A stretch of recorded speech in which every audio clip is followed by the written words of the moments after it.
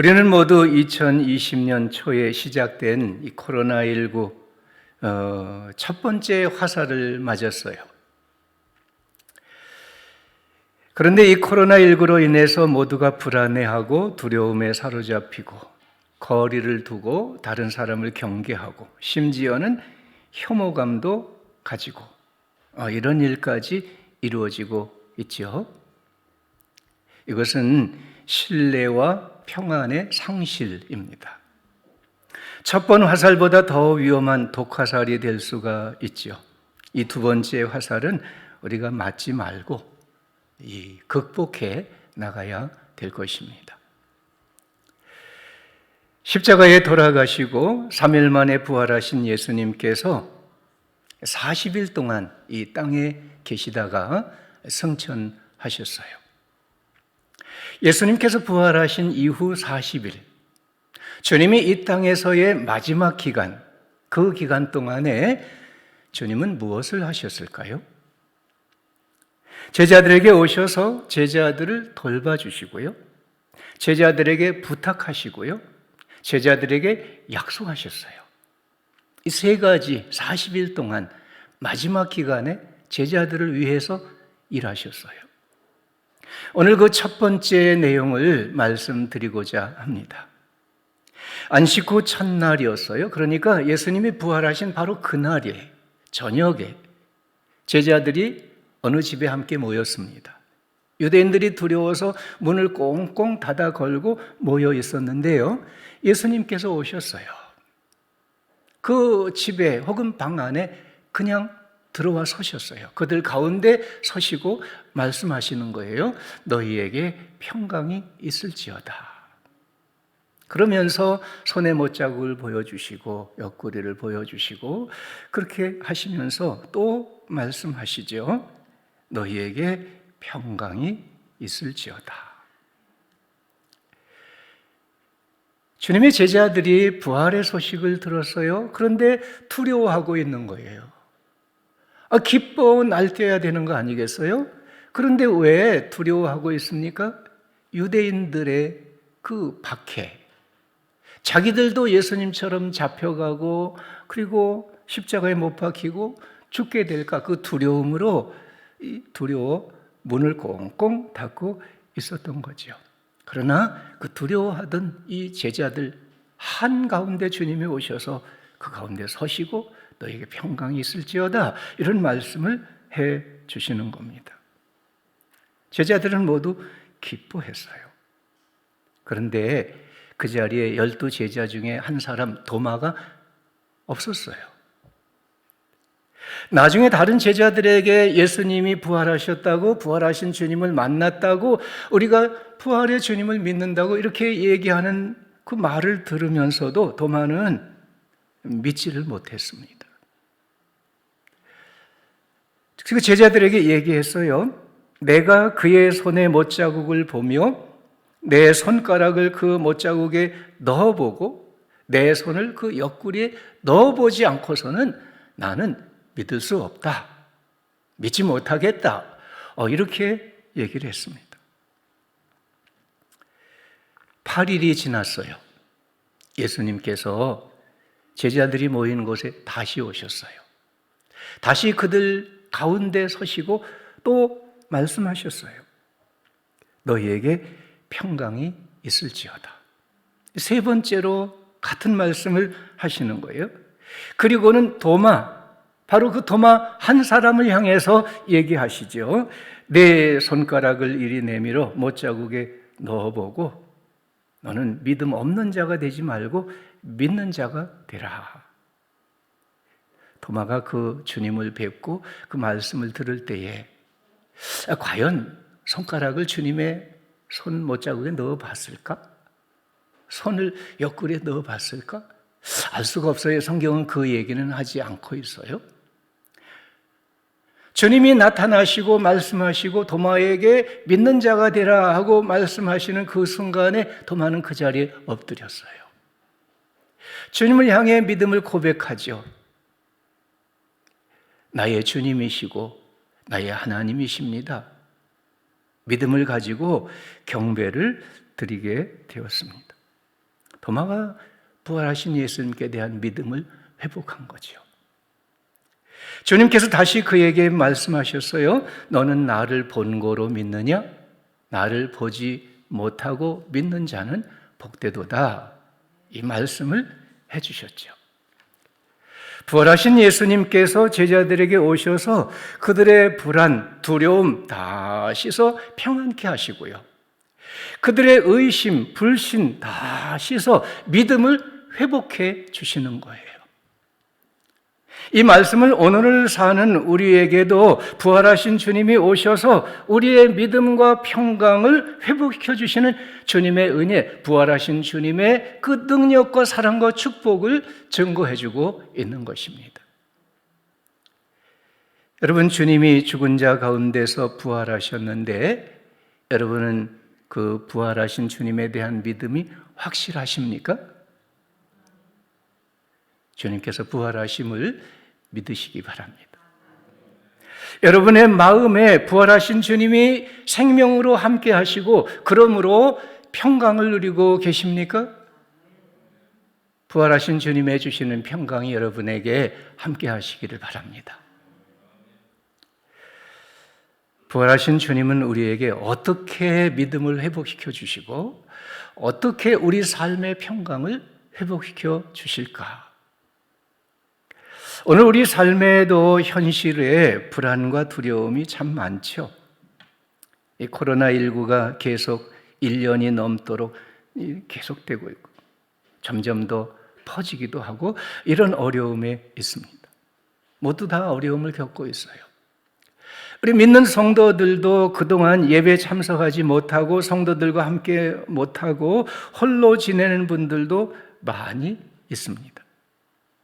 예배와 사역과 성도의 교제가 중단이 되었어요. 마치 도마가 제자들의 무리로부터 이렇게 떨어져서 홀로 지내는 이런 모습, 그와 같은 모습을 생각할 수가 있어요. 그 결과로 여러 성도들에게 믿음이 약화되는 일이 이루어졌고요. 삶의 불안과 두려움이 깊어지는 것을 느끼게 되는 겁니다. 오늘 우리 삶의 위기는 불안과 신뢰 상실에 있습니다. 이 불안, 두려움, 신뢰의 상실. 이것이 우리 삶의 위기라고 말할 수가 있습니다. 코로나19로 인해서 건강에 불안을 느끼고요. 직장과 사업의 불안이 커졌습니다. 최근에 와서 정치적인 불안과 주택 마련에 대한 불안이 심각해졌습니다. 그리고 관계의 신뢰 상실이 커졌습니다. 공약이 빈 공약이 되고 만 경우가 많고요. 약속들이 진심의 것이 아니라 목적을 위한 선전뿐인 경우가 많고요. 그 나타나는 결과는 정반대로 되어버린 이런 일들이 참 많이 있습니다. 일상생활에도 신뢰와 안정감을 잃은 일들이 많이 있죠. 이제 몸에 열이 나고요. 기침을 좀 하게 되면 아이고 내 코로나 걸린 거 아닌가? 이런 염려가 생겨요. 기침을 조금만 해도요, 교회에 나오기가 부담스럽지요. 교회 가서 예배 시간에 콜록콜록하면 옆에 분들이 어떻게 쳐다볼까? 그래서 교회 못 갑니다. 이렇게 얘기하는 분도 있으세요.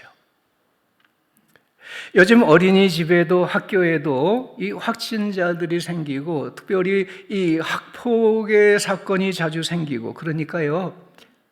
저도 손자가 둘이 이 어린이집에 유치원에 이렇게 다니고 있는데 걱정이 돼요. 보내긴 보내는데 이거 보내야 될까? 어쩌야 될까? 그냥 염려만 합니다. 요즘 청년들은 이러다가 내가 직장도 못 구하고 집도 마련하지 못하고 결혼도 못하고 이렇게 평생 지내는 건 아닐까? 이런 불안한 마음, 그런 미래에 대한 불확실한 두려움이 있기도 합니다.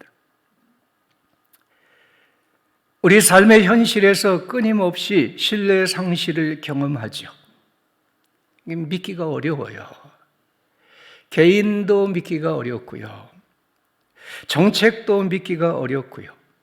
심지어는 하나님도 믿기가 어려운 이런 일도, 이런 사람도 생기고 있습니다. 그래서 불안하고 두려움을 느끼죠. 평안을 상실한 채 살아가고 있습니다. 어떻게 우리는 신뢰와 평안을 회복하여 살아갈 수가 있을까요? 우리에게 평강이 이루어지는 것은 두 가지 경우를 생각해 볼 수가 있어요. 하나는요, 상황으로부터 오는 평강이에요. 이러한 평강은 일시적인 것에 지나지 않습니다. 바람이 딱 잔잔해지고요, 파도가 그치면 그러면 평안이 이루어지지요. 그러나 바람은요, 여기저기서 쉴 새 없이 불어요. 파도는 때때로 높아지는 거예요. 이것이 자연 현상이에요. 바람은 언제나 우리에게 불어옵니다. 파도는 언제나 우리에게 높아집니다. 이렇게 살아가는 삶의 현실에 우리의 평강은 잠시 있다가도 잠시에 흩어지고 맙니다. 전도서의 말씀에도 말씀하고 있어요. 우리의 삶에는 형통한 날과 곤고한 날이 병행한다고. 이것이 하나님이 주관하시는 일이고 사람은 능히 그 일을 헤아릴 수가 없다고. 여러분, 우리 삶에 형통함과 곤고함이 늘 함께 있는 거예요. 또 하나는 신뢰로부터 오는 평안이죠. 이 평안은 안정적이고 상황을 극복해 나갈 수 있는 평안이 됩니다. 어린아기가 불안하고 두려우면 막 울어요. 큰 소리로 막 울부짖다가도요, 엄마가 와서 딱 안아주면은요, 금방 그쳐요. 평안이 이루어지는 거예요. 상황은 변함이 없지만은 그러나 신뢰하는 그분이 왔을 때, 나에게 함께 할 때, 나를 품어줄 때, 그때 내게 평안이 오고요. 그분이 함께 하시는 동안은 그 평안은 계속되는 겁니다. 부활하신 예수님께서 불안과 두려움에 쌓인 제자들에게 오셨어요. 그들 가운데 서 계시고 그들에게 말씀하시는 거예요. 너희에게 평강이 있을지어다. 3번씩이나 반복해서 말씀하셨어요. 주님이 오시고 함께 하시고 보여주시고 말씀해 주실 때 그 제자들에게 평안이 이루어졌어요. 예수님의 부활을 의심한 도마는 자신이 보고 확인한 것 외에는 믿지 않겠다는 이 현대인의 과학주의를 상징해 줍니다.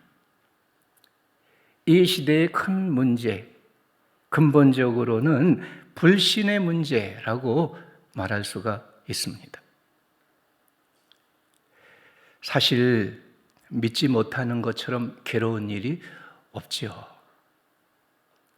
남녀 사이에, 부부 사이에, 친구 사이에, 같이 일하는 동료 사이에 믿지 못하면, 의심하면은요, 참 모든 게 다 오해가 돼요. 고통스러워요. 엉뚱한 상상을 해요. 잠을 못 자요. 눈에 불을 켜고 예민하게 감시해요. 의심하고 있는 동안에는 우리에게 평안이 빼앗기는 거예요. 신뢰를 상실하면 평안을 상실합니다. 신앙생활을 하면서도요, 의심하는 것처럼 괴로운 일이 어디 있겠어요?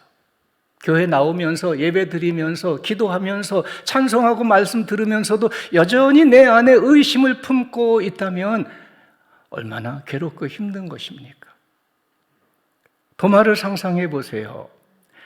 다른 제자들은 다 부활하신 주님을 보았다고 믿는다고 기뻐하고 있는데 자기 혼자만 주님을 못 보고요, 주님의 그 부활을 못 믿고요, 마음의 괴로움과 그 고통이 자리 잡고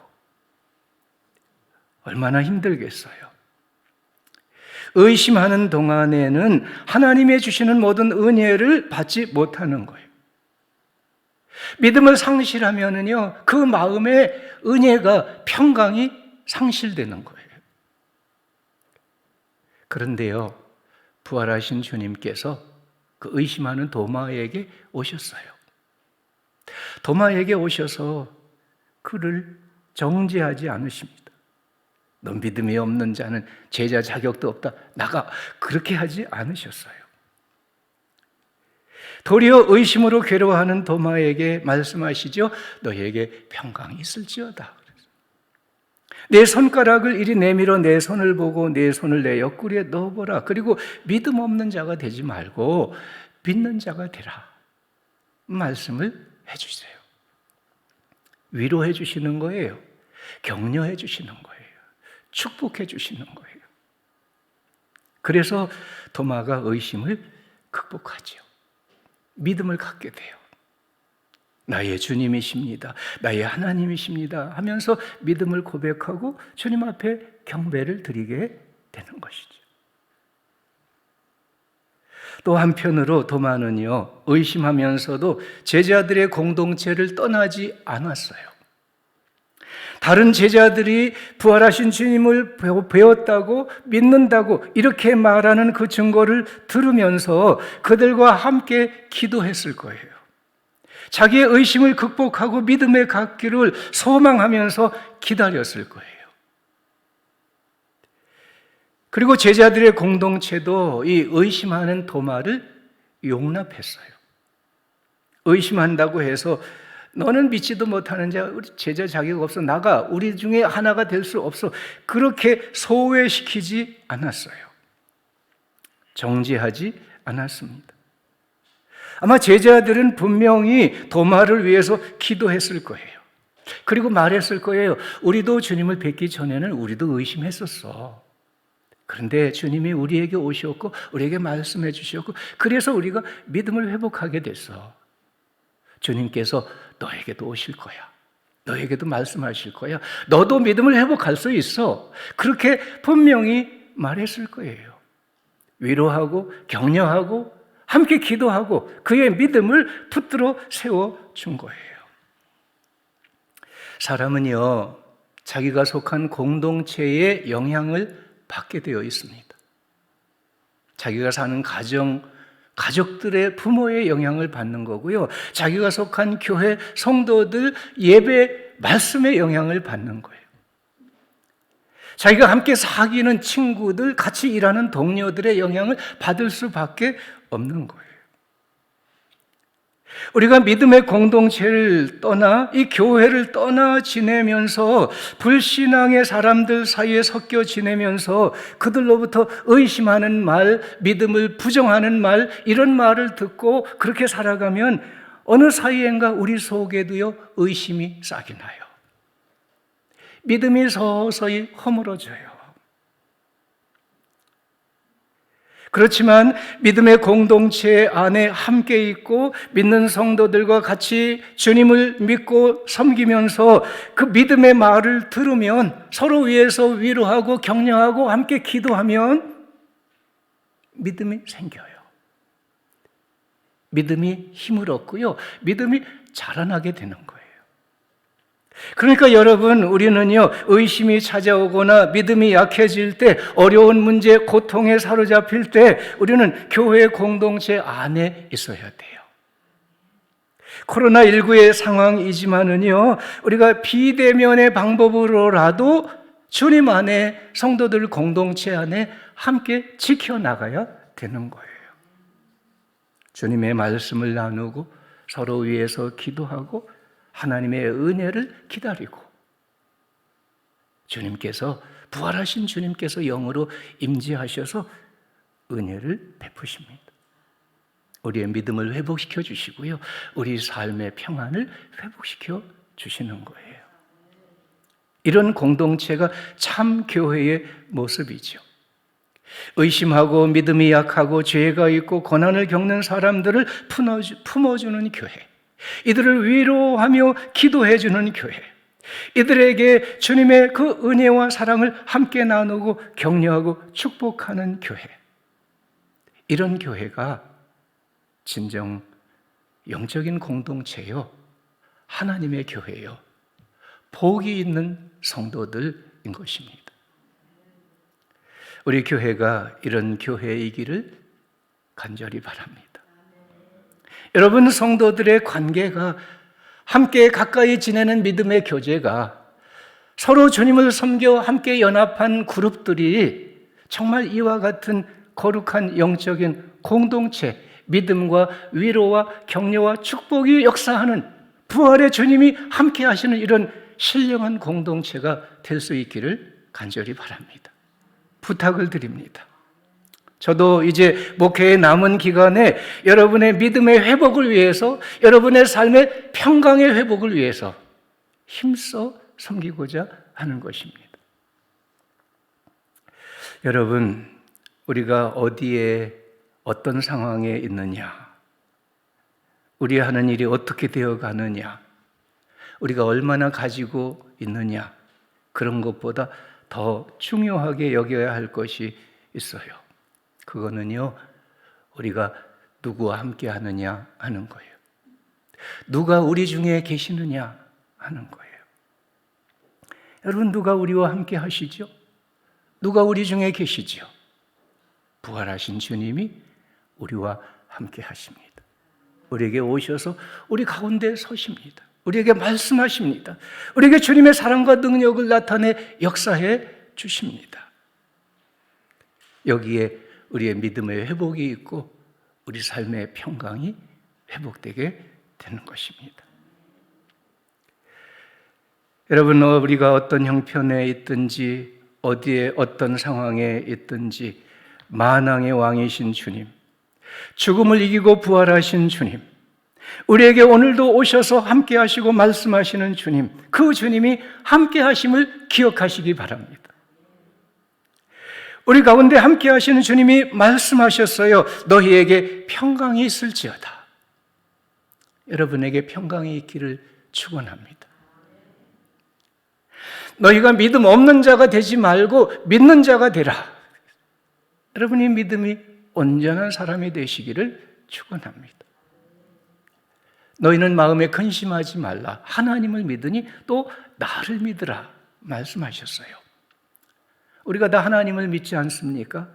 그러면 그 하나님을 믿는 믿음 안에서 하나님을 믿으니 나를 믿으라 하셨는데, 하나님을 믿는 믿음 안에서 서로 믿는 이 신뢰의 관계, 신뢰의 공동체를 이루어가는 교회가 되어야 합니다.